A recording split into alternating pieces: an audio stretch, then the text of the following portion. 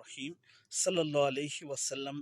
حدیث نبوی صلی اللہ علیہ وآلہ وسلم، نبی کریم صلی اللہ علیہ وآلہ وسلم نے خیبر کی لڑائی کے دن فرمایا، کل میں ایسے شخص کے ہاتھ میں اسلامی جھنڈا دوں گا جس کے ہاتھ پر اسلامی فتح حاصل ہوگی، جو اللہ اور اس کے رسول سے محبت رکھتا ہے اور جس سے اللہ اور اس کا رسول بھی محبت رکھتے ہیں۔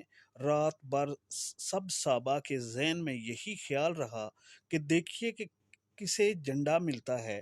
جب صبح ہوئی تو ہر شخص امیدوار تھا، لیکن آپ صلی اللہ علیہ وآلہ وسلم نے دریافت فرمایا، علی کہاں ہیں؟ عرض کیا گیا کہ ان کی آنکھوں میں درد ہو گیا ہے۔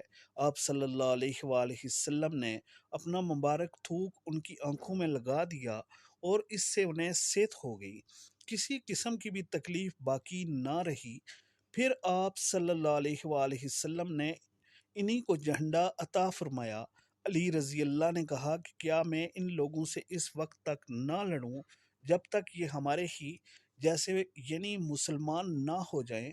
آپ صلی اللہ علیہ وآلہ وسلم نے انہیں ہدایت فرمائی کہ یوں ہی چلا جا، جب ان کی سرحد میں اترے تو انہیں اسلام کی دعوت دینا اور انہیں بتانا کہ اسلام کے ناطے ان پر کوئی کون کون سے کام ضروری ہیں۔